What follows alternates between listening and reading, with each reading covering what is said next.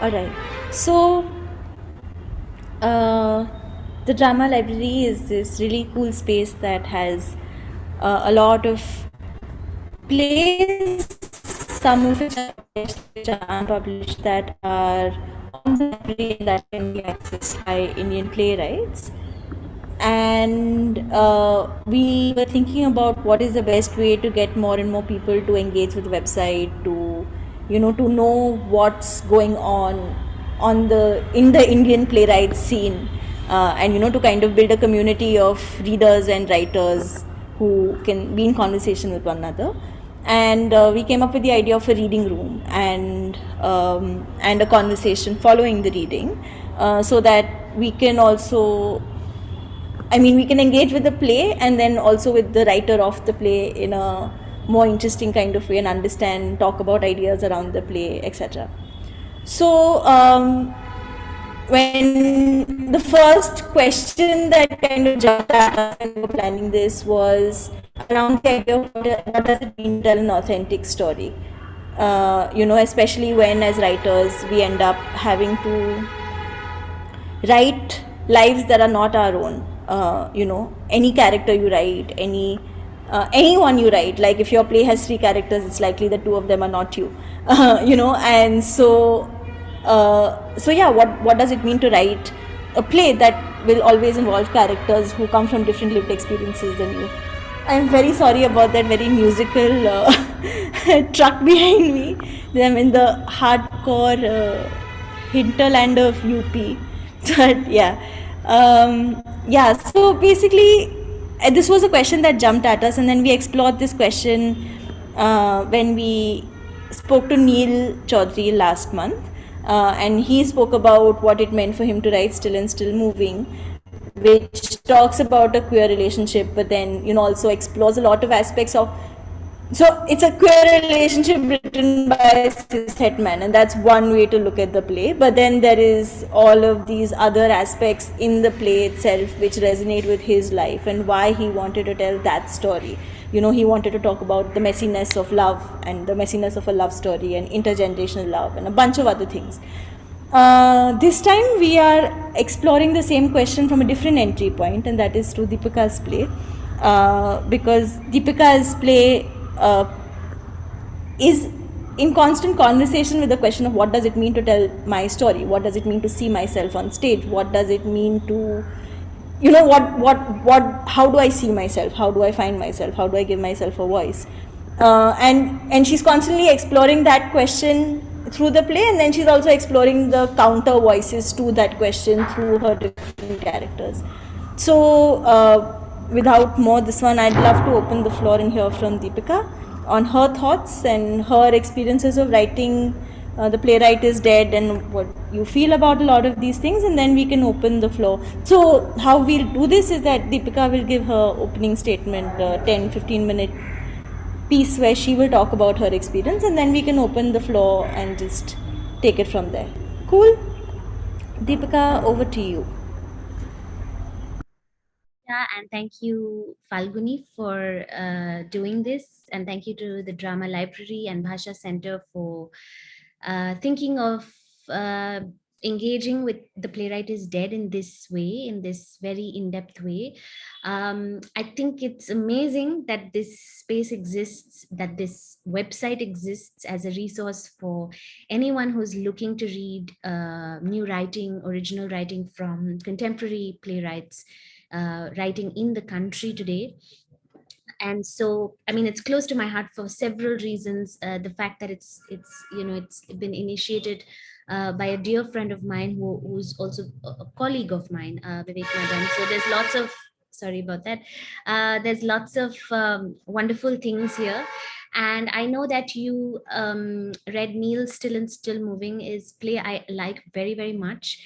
And I listened to Neil's talk, and I like the idea that I'm continuing from that point, and the questions are also sort of, we're sort of talking about what it means for a cishet man to write a queer love story, but also what is The Playwright Is Dead deals with the idea of writing for women as a woman, in the theater, but it's also about the artifice of theater itself. And it tries to slice open the idea that everything in the theater is contrived, uh, but we find a way to believe it, because that's sort of what the theater functions on. But it sort of addresses the nature of the artifice within the play itself. So there's several things about this that I'd love to share with you. Yeah, to begin with, I think some context about how what I do and how I came to write this play. I'm a theater maker and a playwright and performer, and I live and work in Bangalore, India currently. But I am making the move for big long projects to Germany. So now I think it'll be where the work goes, I suppose. And I started off as an actor. I started off as like most young people. I watched a few plays when I was a teenager, and then I did a play in college with a theater mentor and a director. And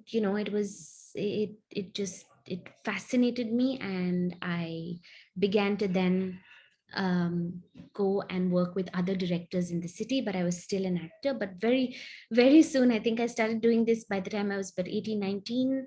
And I did my first TESPO, which is a rite of passage for a lot of theater makers and actors and people in the theater.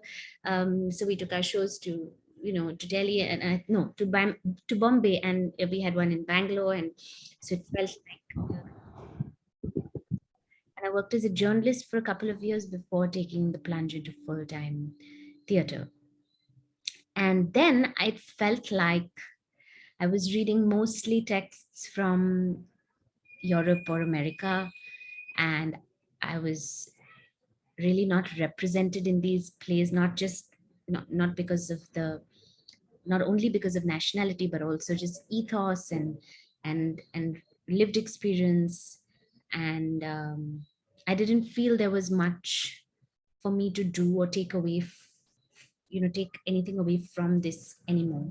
So I began to write, and I am a writer. I used to write fiction and poetry, and I worked as a journalist, as I mentioned. So the writing for stage was a very natural kind of convergence. And I wrote my first play, and then I started to direct it as well, because that's also how it is in India. For a lot of young playwrights, you write and direct your first play, and there are many thoughts and opinions about whether one should do that, etc., etc. And then I started also creating a lot of devised work with performers in the room, part written, part devised. I also perform part written, part devised work a lot with movement and sound and dancers and choreography. So there was a part of me that also fully didn't um, couldn't divide myself neatly or compartmentalize myself in what is actually a very masculine way of thinking about how we do theater, or how we are in the theater, right? So there's the playwright, the performer, the director, and not the performer, the actor. And so those are very clear definitions. And um, I I was struggling with the fact that I was trying to create work which I had dreamed up, and then I was sometimes performing in it, sometimes bringing other people into, like, sharing this vision, etc., etc. But at some point, I felt like I really wanted to write a play about a woman playwright. It felt a bit like, is this going to be a play about the theater, and be an insider kind of play which not other people have access to? So I wondered about that. But I think it was really to understand who I was as a writer as well. So for me, it was a very pivotal play. I don't think it's perfect at all. In fact, I think it needs a lot more work. But I think the kernel of the idea and a lot of the devices and movements in the play are very dear to me. But I think there's a little more work to be done. But I think after this, when after the Playwright is Dead, a lot of my experiments with form and theme became much stronger and started evolving a lot. So for me, it's a very pivotal play, and I liked that the first draft, not the draft that you possibly read yesterday, but the first draft ever of the play was so messy. And I know we've been talking about messiness and doubt, and it was fraught with doubt. I sent it to lots of people, including Neil, and we had a long chat about the play. So I love the continuum, through these conversations as well, because as playwrights, the only other people who can sort of understand your process or your state of mind are other playwrights, and we're not that big a community yet, or at least um, it doesn't feel like that sometimes. So it was really nice to be able to have a conversation about the play with him. It was a way of understanding myself as an actor, but also I wanted to understand questions around uh, writing and representation, because this was a constant thought in my mind. I had just created my solo piece that I think I think after the pandemic I haven't performed. It's called No Rest in the Kingdom, and it's a solo piece that I've devised and I perform. Um, but there is a script, but it's I don't know if it's the kind of script that somebody else can take and run with. It's very much centered around uh, my lived experience in different cities in the country, and the unnatural place that traditional sort of masculinity takes up in South Asian societies, but also anywhere else in the world. um, and it's very much located in my body. It's a very physical piece of work, and it like really is quite demanding but funny, and it's done wonders for me as a maker and a performer. And I had just finished creating this, and because No Rest in the Kingdom comes from trying to explore the absurdity of being a woman in India.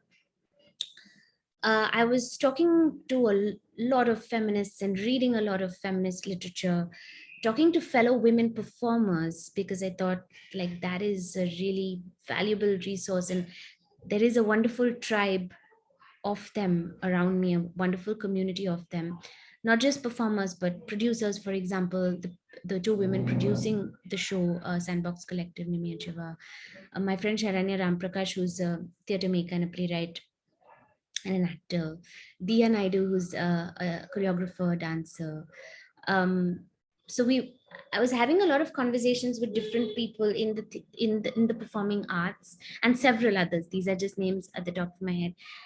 Um, and especially those who have worked with a feminist lens. And I was really interested in the idea of exhaustion, and what sometimes this constant clarifying your position to yourself, but also to the outside world, in case you are in a public facing kind of profession, but also just dealing with the difficulty of the various questions that come up, when when you deal with feminist themes, um, and watching interviews of activists, who are constantly at the forefront of like advocating for policy, for getting involved in like real world events, around, let's say, violence against women, or you know and the debate is so nuanced, and the talk of agency and really understanding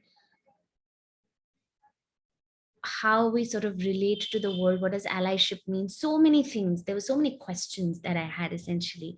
But I was also interested in myself, in a theater community that, of course, I think has nourished me and been where I grew as a theater maker, been that space where I grew as a theater maker, but also is fraught with a lot of problems, and like any other field or industry is. I think we're just not a sizable enough industry or a funded enough industry to perhaps sometimes take note of these things. But I also felt like a bit of an outsider. I came from a lot, like a lot of my friends, perhaps a lot of my colleagues, this idea that I didn't have a formal education in the theater, that I didn't belong to some very specific lineage in the theater, that I actually grew up on a mishmash of like hip hop and pop culture, but also like Bollywood cinema and a lot of like comics and particular types of music. But I also went and like, learned, uh, like did Kuriyatam, did Kalaripayat, uh, engaged with sort of more traditional um, types of trainings. I mean, engaged in the sense, just had a brief encounter with, to understand. I felt this very kaleidoscopic kind of lineage, very mixed lineage. Felt like an outsider, but also felt like very much an owner, or like a stakeholder in this community. But felt like I didn't, that there was an invisible sort of wall, or a fence around uh, directors and playwrights who mostly were men that were around me. And it felt like a haloed club that I couldn't be part of somehow. um, and there's no tangible way to explain this, except it is a feeling, and it is something, it exists. Like I don't, and the thing that we get caught up in is trying to explain why we feel the way we feel, and like trying to rationalize it and understand if we are right or wrong. But that's not the question. The question is that there is a feeling like this that exists, and that the notion of that feeling is my reality. Like that the feeling exists is the reality. So there was of course that. And it was an inexplicable feeling of this outsideness, and not knowing, and not having engaged with all the great texts. I was much more interested in contemporary work. Even then, I would like find younger women playwrights in the US and UK and read them, as I continue to do now, because I wanted to see what was the conversation in the world around. And I didn't only want to read, like American men and European men, and plays that are lofty and big, and but only these lofty themes are only placed in the and these lofty debates and arguments are only placed in the mouths of men. So I was like really curious about these ideas, and I thought of writing a play about a playwright who really suffers from exhaustion, because I also felt exhausted just trying to ask myself and answer these questions. And plays, like a lot of writing, sometimes we write to understand more, to know more, to ask better questions sometimes. So I began to do that. And so the Playwright Is Dead is the search for an authentic voice of a female playwright. um, and it's set on stage, so the artifice of of the theater sort of, we try to crack it open. But I mean, can we ever crack it open, given that it will also always be on stage? So like, there's that sort of layer. And she's trying to write correctly, but she's also learning to write a play. I actually also find writing a play one of the hardest things to do. I find it extremely difficult, and I still do it somehow. Maybe that's what's exciting about it, but I just find it truly, actually, sometimes don't find myself like, oh, it's just coming to me. There's a lot of struggle before something really finds shape and form. um and so there was also that, this idea that, and until now, whatever I had written, I always felt like, it's not that piece of work that, I don't know, somebody from this community, or from this like invisible sort of, or this haloed club will ever be accepting of, because it's so frivolous and trivial what I'm writing about. Like, I'm trying to pay homage to like 70s gangster movies with like a mujra in between. Like, what is this? What am I writing? I'm trying to write about hair. Like, what is this? Why am I not writing issue based theater thematically like sound and, really urgent and relevant. Again, a conversation that Neil had as well about his Royal Court workshop, the writer's block workshop that's done in collaboration with Royal Court, where he felt the pressure of writing about something specific, that that should be spoken about in a in for this time, social themes and conflict and caste and lots of these things. So I was also wondering what this playwright, like, what were her questions, and it is very autobiographical. It's a bit of there's a bit of stream of consciousness. It was easy to sort of channel this person, easy to understand where she came from and all the people that she made. There's also a lot of very quick ins and outs in the play, lots of talking to the audience, talking back to um, like um, to the character on stage. And later I saw this also in one of my favorite shows, Fleabag, where Phoebe Waller-Bridge looks at the camera a lot, which is a lovely device. And I like that idea of that, breaking that artifice with that, and also just the things that she wanted to say but she couldn't say. So oftentimes the playwright says, I wanted to say to him, and she looks at the audience and says what she wanted to say, but then she turns to him and says something else. And there's a particular rhythm to it that I really enjoyed writing. Actually, this was one of the more enjoyable plays I wrote, I have to admit. um, and she's also wondering how to represent women, given that she is a particular, she has a particular social location.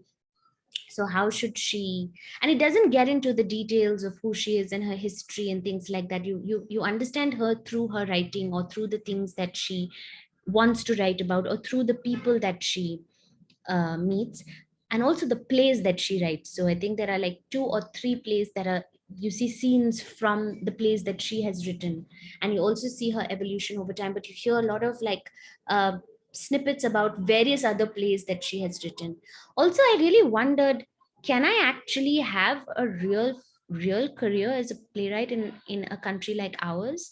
I really wondered, is it always going to be a suggestion of a career, or is it going to be like a real career, where, because we don't have this thing of like commissioning and agents and somebody saying come to my theater and write, or you know um, we will commission this for this ensemble or repertory.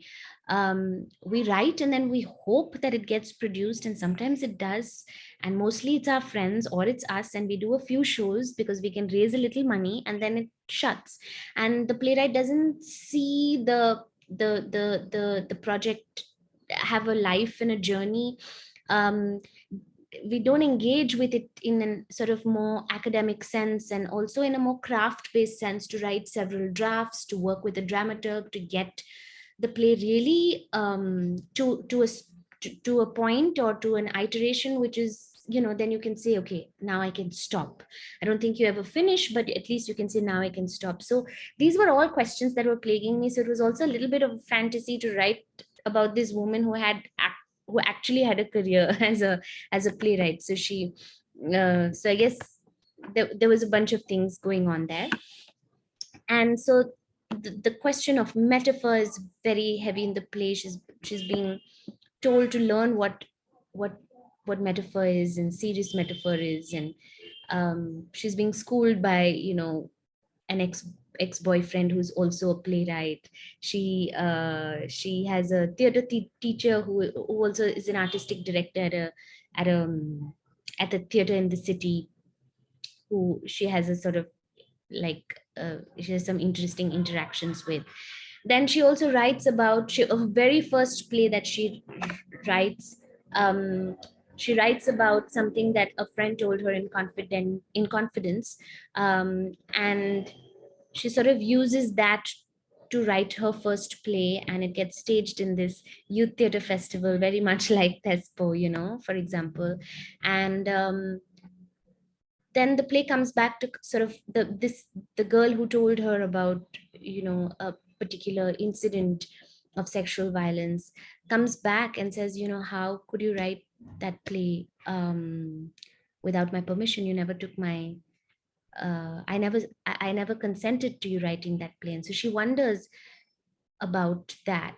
What is it to whose story is mine to tell, and how do we take material and transform it into art to be consumed, often also with a monetary aspect to it, even if in this case there wasn't. Or um and she's getting very exhausted, and she also doesn't want to appropriate another woman's story. So even if she wants to write about a street cleaner, she wonders if that's something that she can do, given that that's not her reality, and that there is a definite class difference between, let's say, her and the person that she's writing about. And how do you write about them authentically without misrepresenting them, without making them say the things that you want them to say?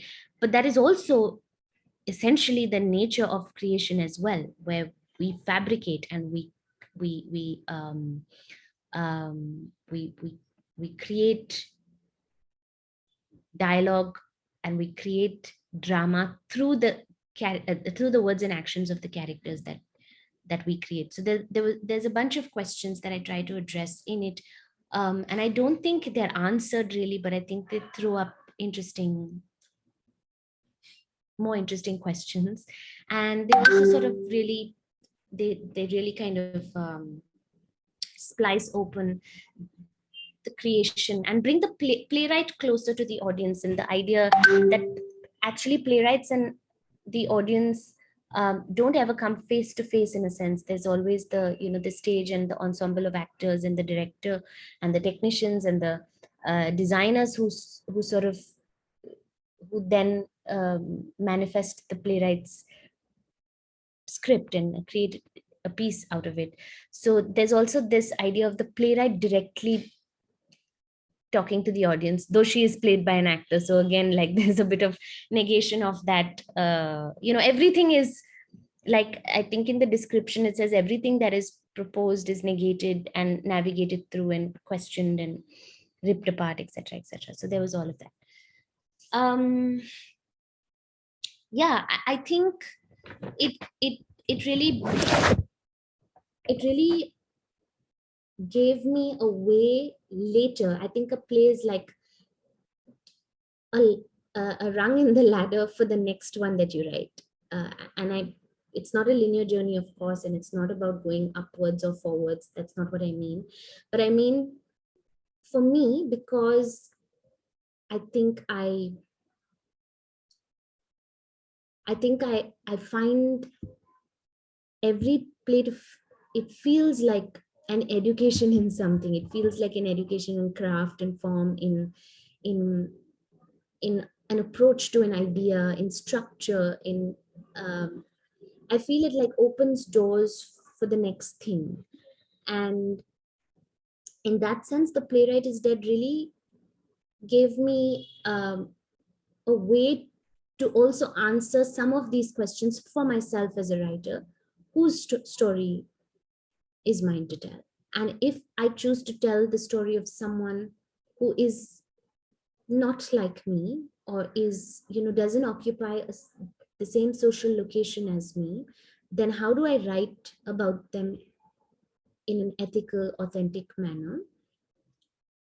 What are the ways in which one can do that? And then, does it mean that we only talk about people like ourselves? Is that, that's the ever sort of continuing debate and discussion, that as writers we should be able to occupy others' realities? But I think that question is much more, needs a lot more nuance and a lot more unpacking. It's not that we should only write about people like ourselves, but when we do write about others, how do we collaborate to, let's say, make them part of the process? Or if we're not doing that, how do we make sure that their voice, we're not awarding a particular voice to them, or we're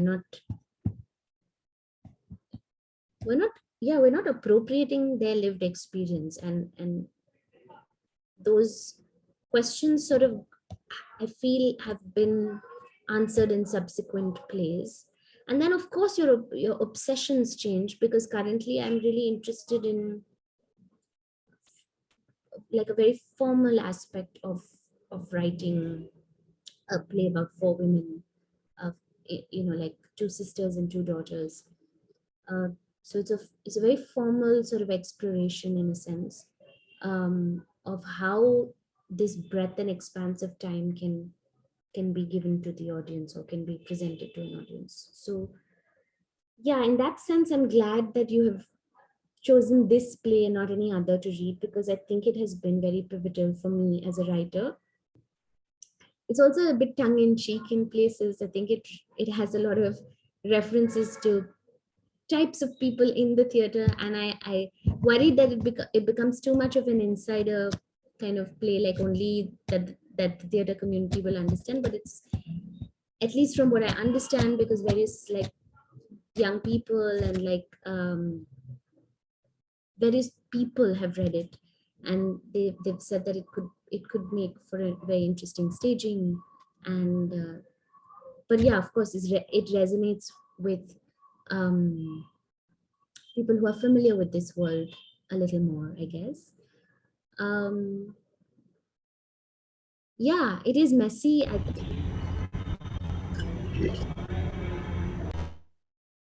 play in that sense, and through the voice of the playwright, really answers these questions.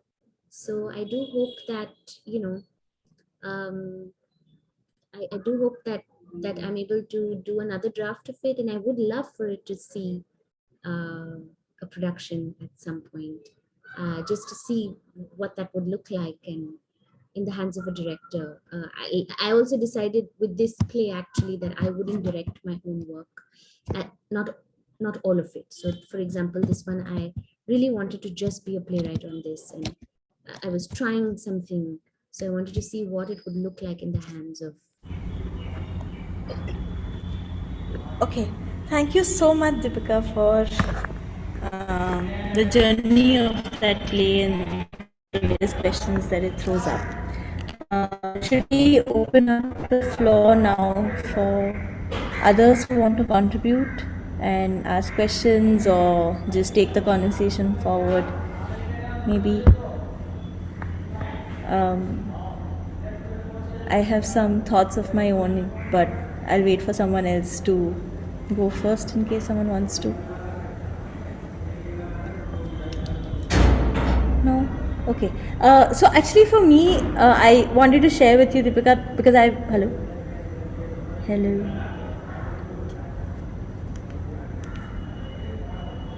Hi, am I around? Can you guys hear me? Sorry, I'm also in a place with really terrible internet, so maybe I will just switch my video off. Yeah. Okay, Deepika, I actually wanted to share with you because I was also working on a play very similar to yours in the way that it drew a lot on my own life and on friendships that I had in my life and things we've lived together and how I really felt like I wanted to tell that story. And so I could resonate a lot with things that happen in your play, or that conflict between, is it my story to tell, but this story really needs to be told.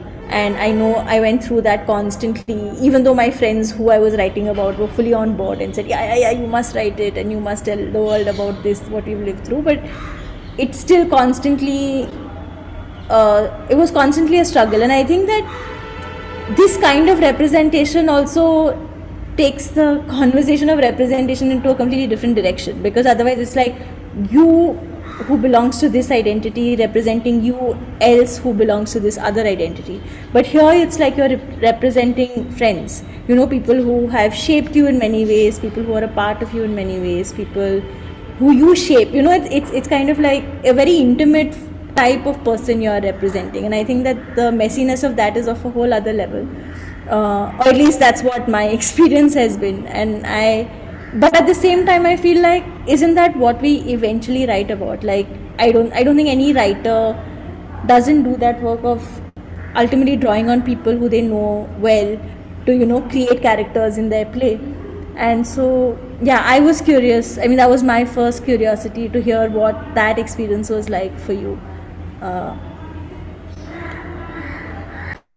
Kind of even cathartic, if I may say so. Like, just not, maybe cathartic is not the right word, but what I mean is it was really fun, and it also was a nice, it was a nice, like, essentialization of certain types of people, just as a writer, to see where they sort of fit into this world. And yeah, it was like a lot of voices that I'd heard through the years. Somebody will tell you, can your play really stand the test of time? There was a lot of this kind of discussion, and they're all valid questions, but I'm also interested in, like, tone and register, and how women are talked to, and the level of seriousness also within oneself. I think I'm just somebody, by default, I'm a little, like, playful, or sometimes maybe even perceived as a bit, like, I can be a bit, um I don't feel like I want to take a lot of it very seriously in that sense, because I think I like the idea of lightness and treading with lightness, even if a piece of work is something that there's no doubt that, like, I love what I do, and how I care for what I'm making, and I'm thinking about it all the time, but I like somehow to tread with a bit of lightness around that. So just to be able to see the opposite, let's say, when she was being schooled by Joe, who's one of the characters, who tells her, you should write something else, or I think you're trying to write a particular kind of play. And I just liked the humor of it, and I liked the snarkiness of it. It was fun. Actually, that was something that came up yesterday after we read the play. I think that was one of the reflections everyone had, was that what does it mean to bring lightness and humor to an otherwise, like, very serious topic, and like, how to be able to lend the lightness to being able to talk about the topic more openly. And I think that your play really does do that in a way that even the kind of, it's like almost like you call yourself out in the play itself, where you say, well, you had no right to the playwright, the character says, you had no right to use my play. And it's kind of like, yeah, okay, so you start to end, what's going to happen with this play, and it's all within the play itself, and it's all done lightly, which would have otherwise in the outside world kind of just been like, how is this happening? So I think, yeah, that's it's very interesting that you point that out. Any other folks who want to jump in at this point with questions and responses?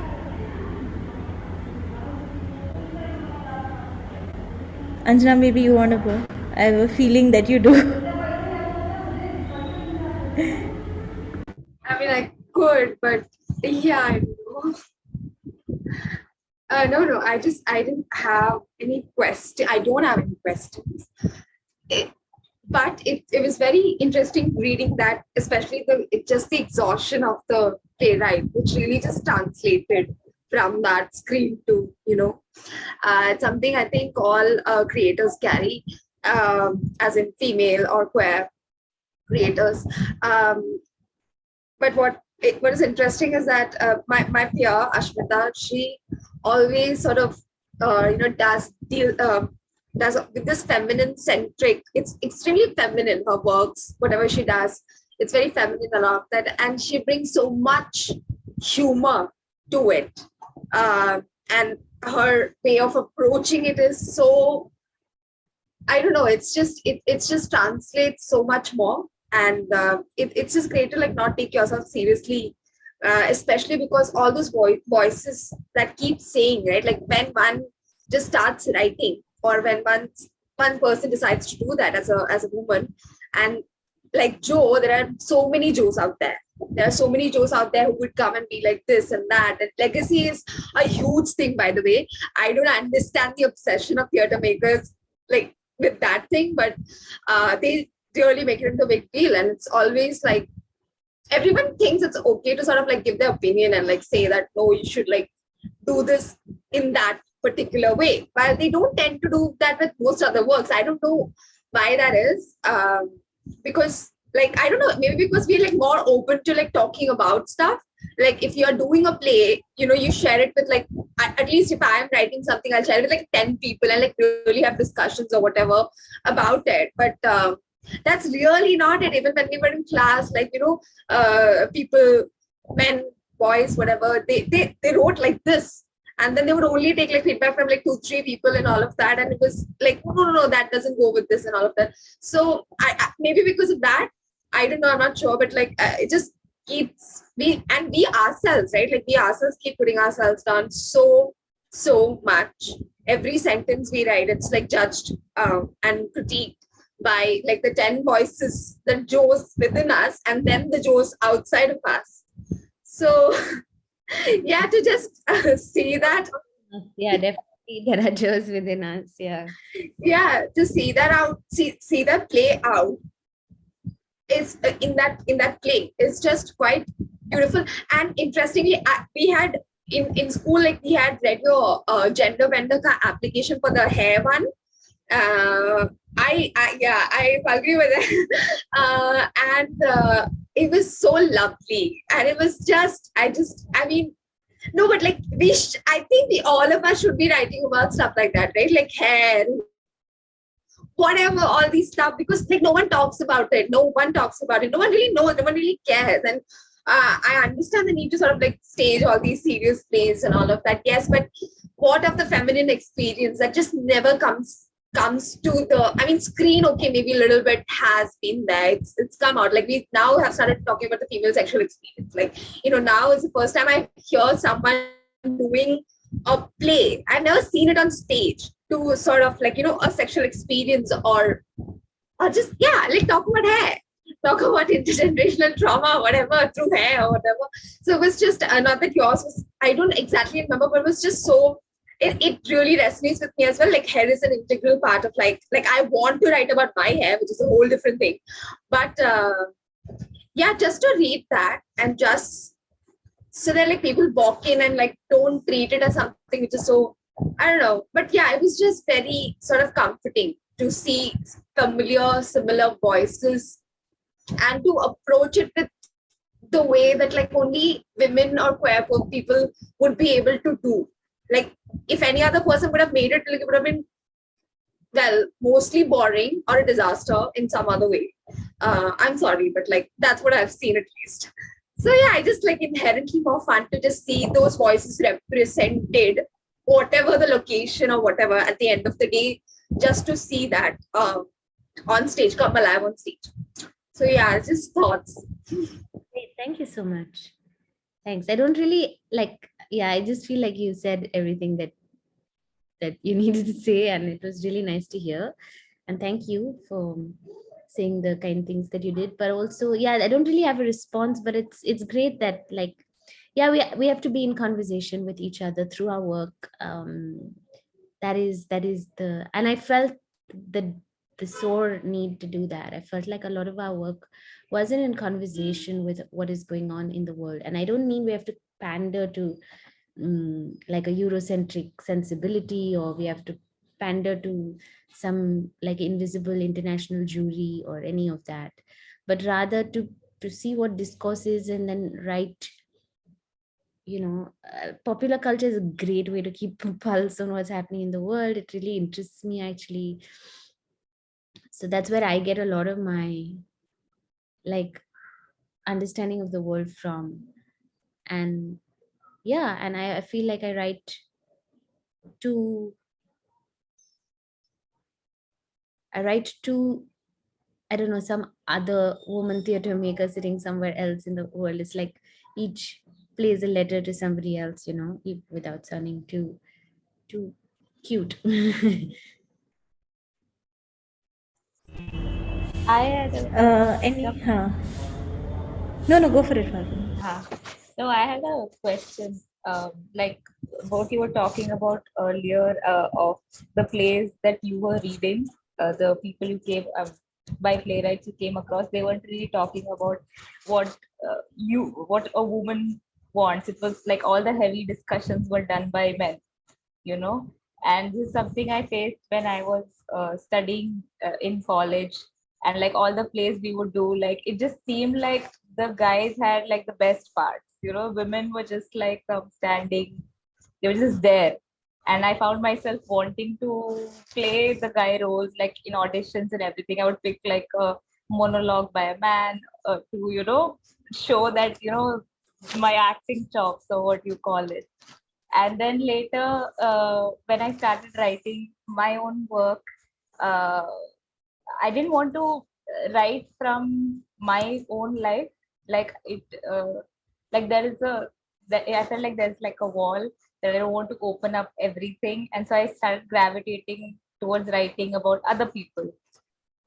Say people I observed in my friend circle, stories I heard, and then that whole question of oh, how do I, like I want to know how you navigate that path of writing someone else's story, but you have so many contradictions in your head. You know, I don't want to misrepresent them. I don't want to uh, uh, like, you know, just make them feel at the end of it ki, I don't want them to feel exposed, you know.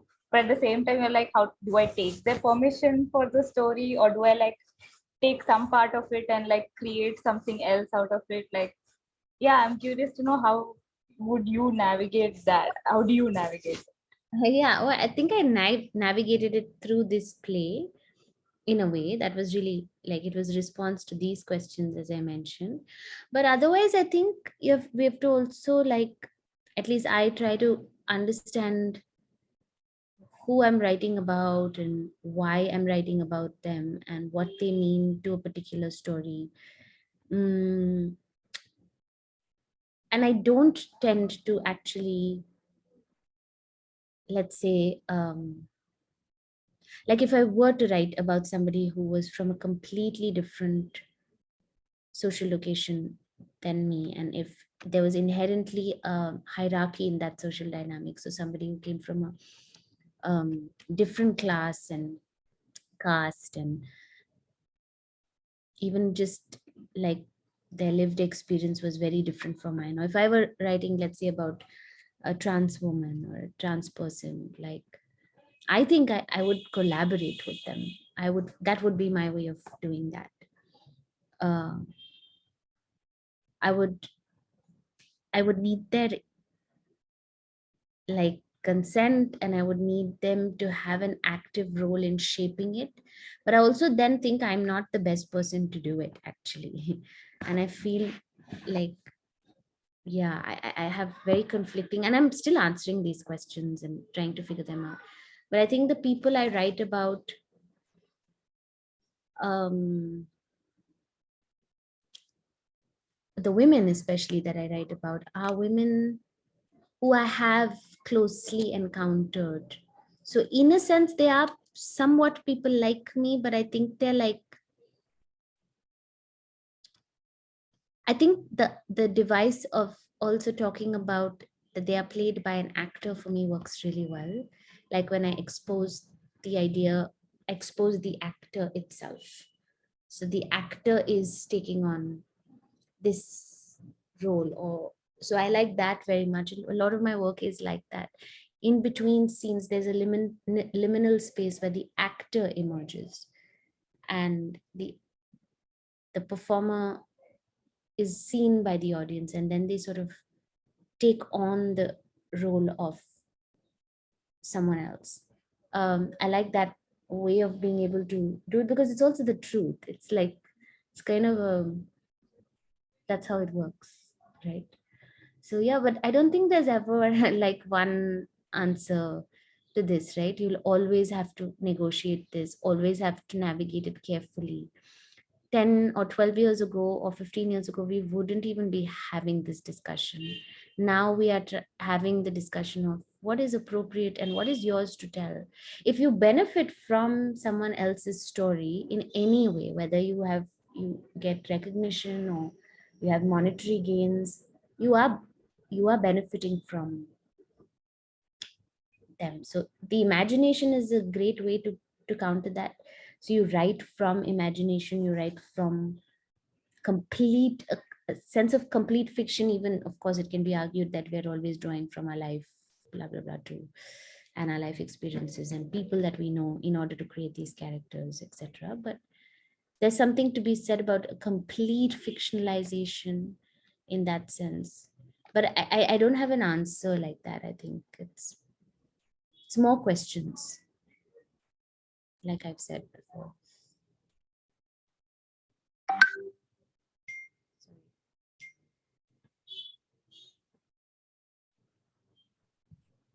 So like in the play, like Nadia, the character comes to the playwright, I think, and she says, no, I told you that in confidence. So like, how could you write about it? So I was curious to know, like, has that happened with you ever? No, Or like, no, it hasn't. But I did write a play called How It Happens, where there are two friends who was written for Zoom, and they're dealing with, like, they're meeting after 15 years, and one of them has used or not used the other, has talked about the other in her book of essays and stuff like that. And the book is doing really well, but the woman who is in the essays is being trolled on the internet now.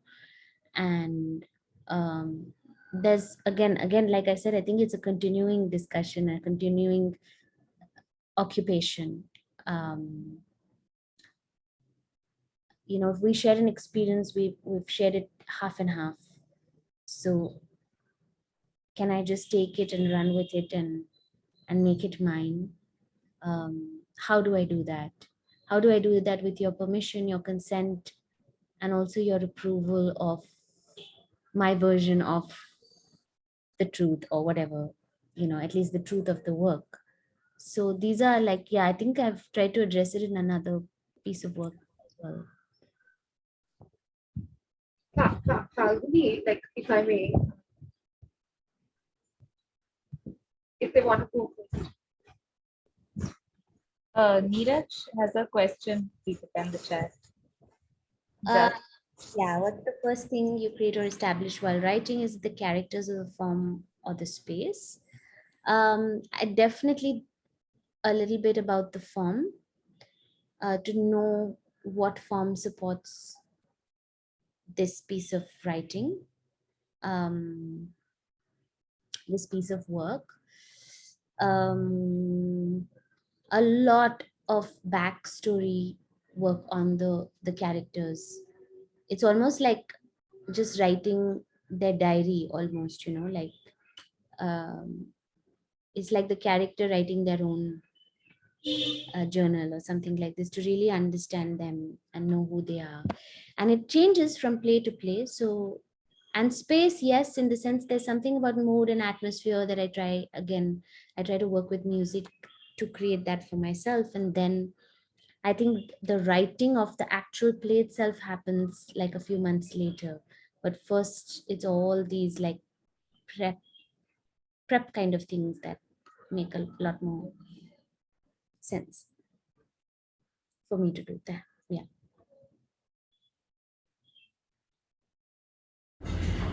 Anjana, I think you had something you wanted to say.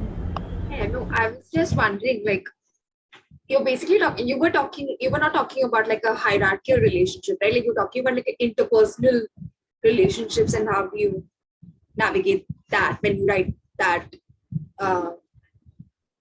Isn't it? Like, I mean, both, a bit of both. Like, yeah, I mean, people, I know how do I represent them and like not do it wrongly. But also, like, say if I want to write a story about which I know nothing of, like about people that I've maybe read or like watched in a movie or something, like how do I, like, you sort of feel like a fraud, no, trying to tell their story. You're like, probably they'll tell their story better than I'll do. So that's space also.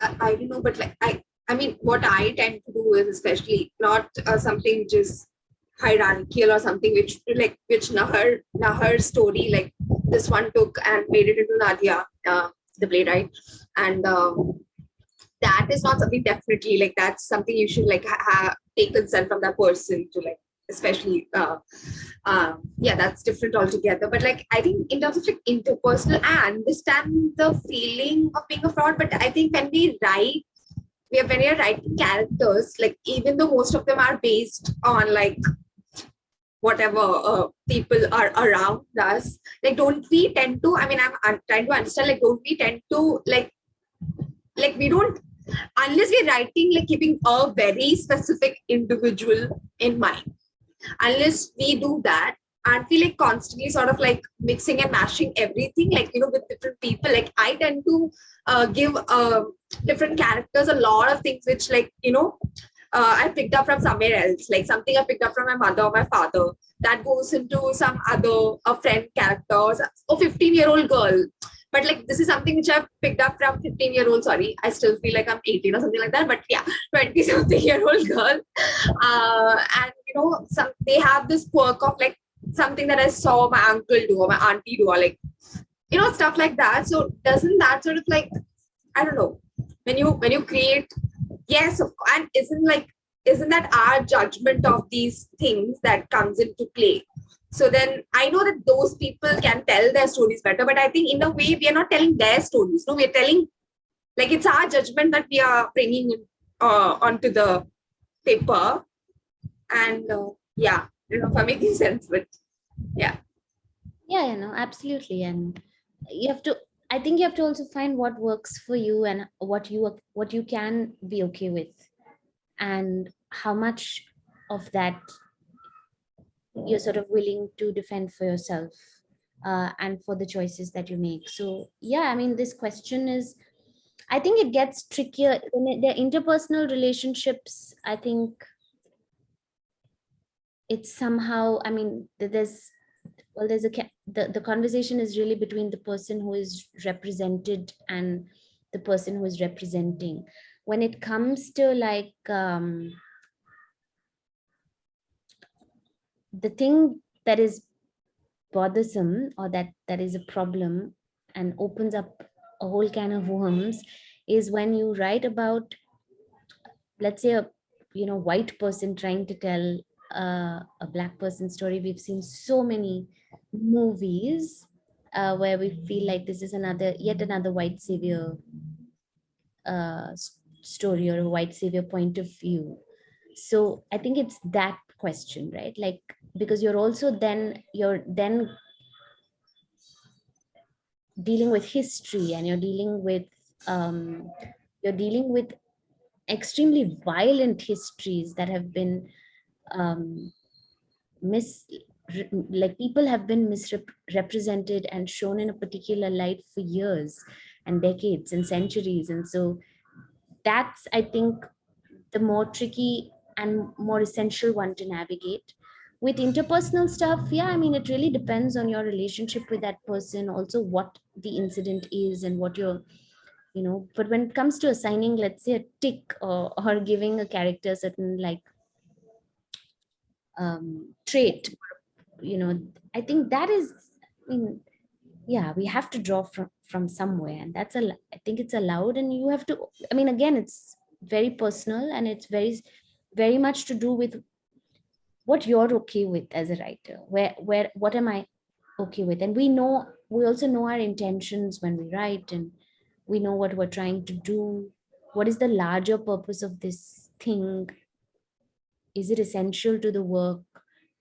Those are questions that we can ask. So, I mean, we can go on, I guess, about something like this because it has a lot of aspects. Or like, let's be okay with losing a friend.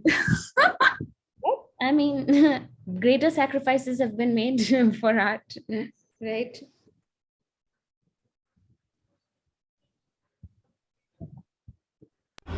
Sorry, I have a bunch of men screaming around me, so I'm going to. A bunch of UP men wearing like saffron dhotis and stuff, so it's kind of a hostile environment, you guys. I'll blink twice if I need help. Are you okay? But like, Yeah, I'm fine. I'm joking. I'm just cracking a joke. Um, actually, I was thinking like a flip side to that also, in terms of losing a friend, but also even closer home, like the perils of writing about your own self. Like the nakedness of it, or just like revealing too much. Like, so there's this psychoanalyst called Winnicott, D.W. Winnicott, and he says that the artist's conflict is a desire to hide and a desire to be seen, and how we're constantly navigating that in some form or the other. And I was wondering how you feel about that, Deepika, because I think that there is a lot of revealing that inadvertently ends up happening when one writes a play that is drawing upon one's own life. Even if one is trying to fictionalize it as best as possible, and like that's also this like blurry line of how much one is able to do that. So it was like your experience of doing that, writing from experience. I think it also, I think the revelation is also to yourself, which is really interesting, apart from other people. And other people, yeah, I mean, also other people are not that interested in yourself in the way that you are interested in yourself, right? So I think it's also, for me, it's like another layer sort of opens. I'm also a very strong advocate for therapy and like for looking at your own like life outside of being an artist. Of course, I'm sure if you are an artist, that seeps into that, and therapy in all forms of sort of, yeah, dealing with the very like complexity of existence, and all the sort of types of, I suppose, I don't want to say trauma lightly, but I think we have more of it than we know. And finding ways to understand yourself better, and understanding your nervous system better, and understanding your, and therefore you understand yourself as an artist as well. And so that revelation is really also for you. So for example, I know when people would ask me what my process was as a writer, I was like, I don't really have a process. There was also a little bit like, I'm not really a playwright, I'm not really a writer. Like, I don't know, like it just happens. It's like a thing, and I don't really have like something that, but I do. And whatever that messiness is, whatever that, and that's why I think I talked to you about the talk with Alice Birch and Simon Stephens, where I think he was talking about Peter Brook in his book The Empty Space, where he says sometimes you just have a hunch of an idea, or a hunch, a formless hunch. It can be a whiff of something, or a piece of music that you heard, like um and you just know something, but you can't really put it into words yet. And it's that formless hunch that crystallizes and reveals itself to be a play, and to trust that, and to know where, like, yeah, like music is important to me. It's not so much about space, but about like, or where I'm writing, but rather like mood. And to, I have to preserve a state of being for myself, a state of I have to preserve a certain writer's state for myself. And how do we do that in a, with many moving parts? I'm not writing all the time, I'm doing other things, because I also have to earn a living, right? So it's also tied in for me, like, to a lot of practical questions as well. So how do you write better, how do you write to that call, that instinct?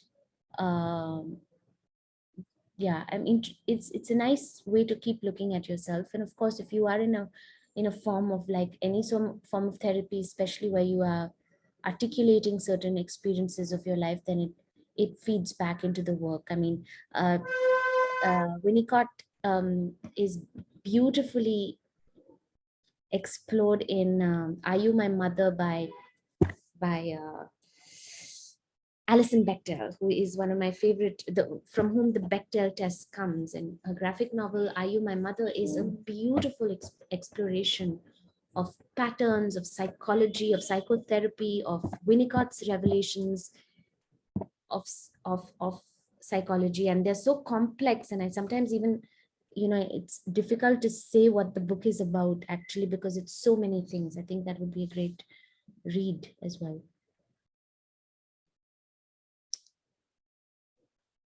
Thank you. We can, Yeah, I think if there's no other pressing comments and questions.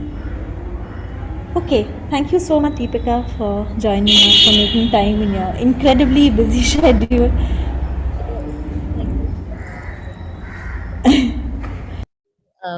As I prepare for a bunch of like travel, but otherwise I'm very, very happy. Thank you for bearing with me and my schedule, and helping me through this. Yeah, it's been. And thank you, Falguni, for organizing it all seamlessly, as you do. Sorry, now I've been called by